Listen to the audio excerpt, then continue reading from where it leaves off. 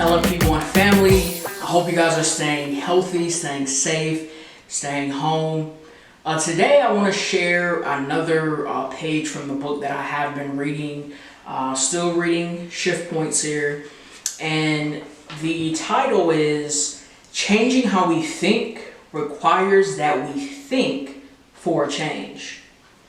If we took inventory of how many times our brains convince us that a circumstance will turn out badly, and it didn't, we discover that our minds can truly have a mind of their own. Unless, of course, we start minding our minds. Seems everyday random thoughts float around our head, demeaning thoughts that don't have much care or concern for our well-being or progress. Why is that? The hard truth is that we maintain a casual posture with these random, unbridled, but very powerful thoughts. And just like all forces, they can build momentum and strength. Many people are resigned to the belief that this is how life works. And rather than seeing the potential of taking ownership of their thought life, they allow these thoughts to run free and do their dirty work over and over again. Mark Twain put it brilliantly when he said, "I'm an old man who has known a great many troubles, most of which never happen."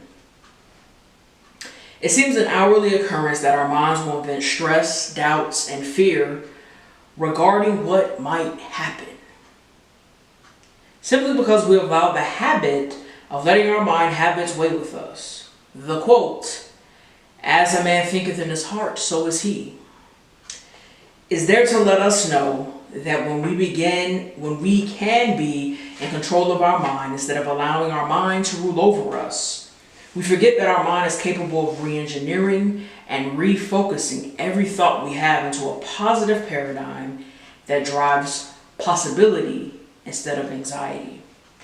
But it requires a few moments of concentration and the discipline to stop and say to these destructive thoughts, "No, not this time. It's time to rethink this thought for a change." Invest a few moments to rework every negative thought today. What are the repeated thoughts that you have that don't serve you well? What might a little thought time do to minimize or eliminate these thoughts? And, reading that, it really hit home for me, and a struggle of mine has always been my thoughts. My previous therapist introduced cognitive behavior therapy to me, and it was a game changer. The goal of this particular approach is to change the patterns of thinking or behavior behind the difficulties we face to change how we feel. From this, I became a fan of self-talk. Yes, I talk to myself. A lot of times, our insecurities create a false and negative narrative. We then carry this narrative with us and apply it to everything and everyone.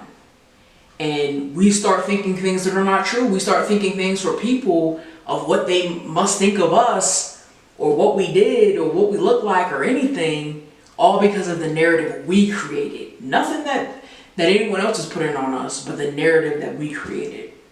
And then everything that we put that narrative on, we think the worst case scenario. We think all of the what ifs and what mights. When this occurs, we have to quickly mind our minds, like the book says. We have to go further and take ownership of our thoughts.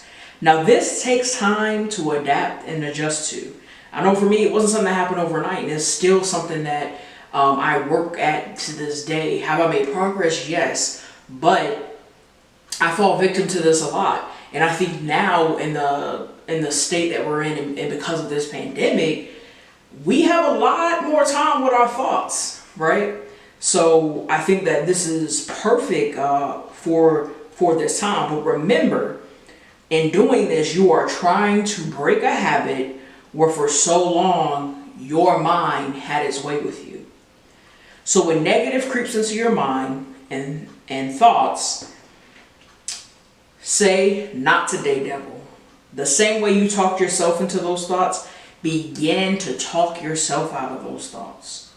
Again, as suggested in this book, invest a few moments to rework every negative thought today.